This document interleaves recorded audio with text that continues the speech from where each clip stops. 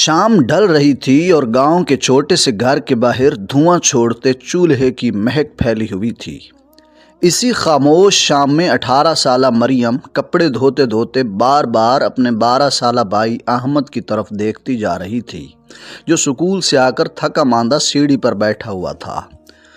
ان کے گھر میں کئی مہینوں سے تنگی چل رہی تھی اور باپ کی وفات کے بعد سب کچھ مریم کے کندھوں پر آ گرا تھا۔ وہ خود پڑھنا چاہتی تھی مگر حالات نے اسے اجازت نہیں دی تھی، اور اب وہ صبح سے شام تک گھر گھر جا کر صفائی کرتی تھی تاکہ بھائی کی فیس پوری کر سکے۔ آج احمد کے ہاتھ میں سکول کا ایک نوٹس تھا اور وہ مسلسل جھجک رہا تھا کہ بہن کو بتائے یا نہیں۔ آخر کار اس نے کاغذ آگے کیا اور دھیمی آواز میں کہا کہ باجی، کل تک میری فیس جمع نہ ہوئی تو میرا نام لسٹ سے نکال دیا جائے گا۔ یہ سن کر مریم کے ہاتھوں سے پانی کی بالٹی چھوٹتے چھوٹتے بچی اور اس کے دل میں جیسے 100 کیلیں اتر گئی ہوں۔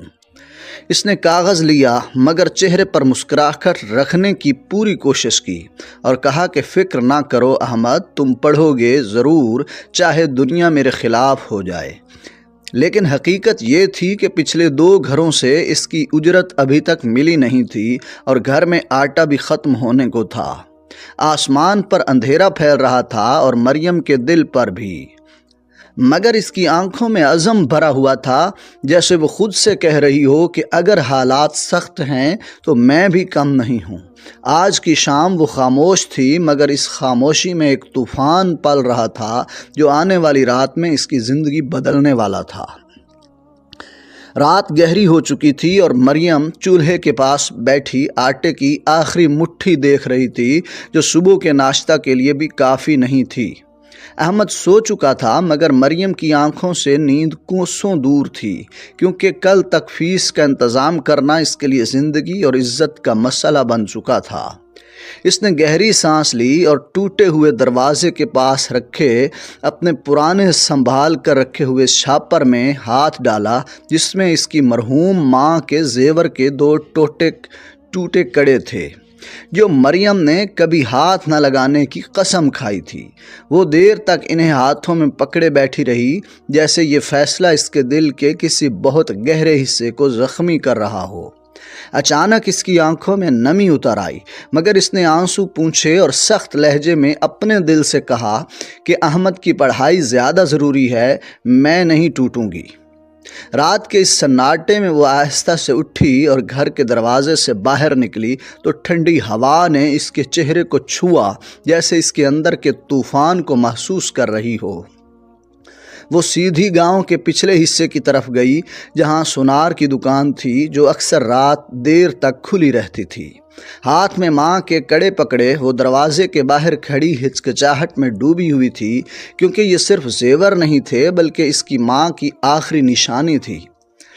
چند لمحے کے اندر اس نے ہمت جمع کی اور دروازہ دھکیل کر اندر گئی اور سونار سے کہا کہ مجھے یہ بیچنے ہیں۔ سونار نے کڑے دیکھے اور کم قیمت لگانے لگا تو مریم نے کپ کپاتی آواز میں کہا کہ مجھے پیسے ابھی چاہیے، میں بحث نہیں کروں گی، مگر میرے بھائی کی فیس کل ہے۔ سونار نے حیرانی سے اسے دیکھا کیونکہ اس کی آنکھوں میں درد بھی تھا اور آگ بھی۔ چند منٹ بعد وہ پیسے ہاتھ میں لیے دکان سے باہر نکلی تو اس کے قدم بھاری تھے، جیسے ہر قدم اس کے دل کا ایک ٹکڑا لے رہا ہو، مگر اندر ایک اطمینان بھی تھا کہ اس نے اپنے بھائی کو بچانے کے لیے اپنی دنیا کی آخری نشانی بھی قربان کر دی ہے۔ رات بھر وہ خاموش بیٹھی رہی مگر اس خاموشی میں ایک بہن کی عظمت چیختی ہوئی سنائی دے رہی تھی۔ اگلی صبح سورج نکلا تو مریم سب سے پہلے احمد کو جگانے گئی اور اس کے بالوں پر ہاتھ پھیرتے ہوئے مسکرا کر بولی کہ آج تم ٹھیک وقت پر سکول جاؤ گے کیونکہ تمہاری فیس جمع ہو چکی ہے۔ احمد نے حیرت سے سر اٹھایا اور پوچھا کہ باجی کب ہوئی، کیسے ہوئی؟ مگر مریم نے جواب دینے کے بجائے صرف اس کی پیشانی چوم لی اور کہا کہ تم فکر مت کیا کرو، میں ہوں نا، تمہاری ماں بھی، تمہاری بہن بھی، تمہارا سہارا بھی۔ احمد خوشی سے تیار ہونے لگا اور اس کے جانے کے بعد مریم نے سکول کا رخ کیا تاکہ خود فیس جمع کرا سکے۔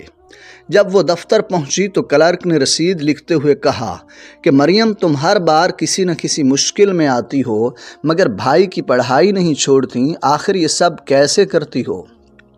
مریم نے ہلکی سی مسکراہٹ کے ساتھ کہا کہ میرا بھائی ہی میرا مستقبل ہے، بس اسی کے لیے میں سب کچھ برداشت کر لیتی ہوں۔ کلرک نے ہمدردی سے سر ہلایا مگر مریم اس کی نظروں میں وہ دکھ چھپا نہ پائی جو اس کے اندر ڈوبا ہوا تھا۔ فیس جمع کرانے کے بعد جب وہ سکول کے دروازے سے باہر نکلی تو سرد ہوا نے جیسے ایک بار پھر اس کی ماں کے زیور کی یاد دلائی اور اس کی آنکھیں بھیگنے لگیں۔ وہ آہستہ آہستہ چل رہی تھی مگر دل میں ایک عجیب سا سکون تھا کیونکہ احمد کی پڑھائی بچ گئی تھی۔ مگر اسی لمحے اسے دور سے گاؤں کا بڑا چودھری نظر آیا جو تیز قدموں سے اس کی طرف آ رہا تھا اور اس کے ہاتھ میں ایک رسید نما کاغذ تھا۔ مریم کے قدم رک گئے اور دل میں تشویش نے جگہ بنا لی کہ کہیں کوئی نئی مصیبت تو کھڑی نہیں ہو گئی۔ چودھری قریب پہنچا تو اس کے الفاظ نے مریم کی روح تک ہلا دی کیونکہ اس نے کہا کہ مریم مجھے تم سے ضروری بات کرنی ہے، یہ احمد کے متعلق ہے۔ یہ الفاظ سن کر مریم کے جسم میں جیسے بجلی دوڑ گئی کیونکہ اس نے محسوس کیا کہ اس کا امتحان ابھی ختم نہیں ہوا بلکہ اصل کہانی ابھی شروع ہو رہی ہے۔ چودھری کے الفاظ نے مریم کا دل مزید بے چین کر دیا اور وہ کپ کپاتی ہوئی آواز میں بولی کہ چودھری صاحب احمد کے بارے میں کیا ہوا ہے؟ چودھری نے گہری سانس لی اور کہا کہ میں صبح سکول کے راستے سے آ رہا تھا کل تو راستے میں احمد بیٹھا رو رہا تھا اور اس کے جوتے پھٹے ہوئے تھے اور اس نے بتایا کہ بچے اس کا مذاق اڑا رہے تھے۔ یہ سنتے ہی مریم کے قدم جیسے زمین میں دھنس گئے اور اس کی آنکھوں میں فوراً نمی بھر گئی کیونکہ اسے اچھی طرح معلوم تھا کہ احمد کے جوتے کئی مہینوں سے پھٹے ہوئے تھے مگر وہ نئی جوڑی خریدنے کی سکت نہیں رکھتی تھی۔ چودھری نے کہا کہ مریم وہ بچہ بہت ہمت والا ہے مگر اس کی حالت مجھے اچھی نہیں لگی، اس لیے میں چاہتا ہوں کہ آج ہی اس کے لیے کچھ کیا جائے۔ مریم نے سر جھکا لیا اور آہستہ سے کہا کہ میں کر لیتی مگر میرے پاس اتنے پیسے نہیں ہیں، میں نے کل ہی اس کی فیس کے لیے اپنی ماں کے وہ آخری کڑے بیچ دیے ہیں۔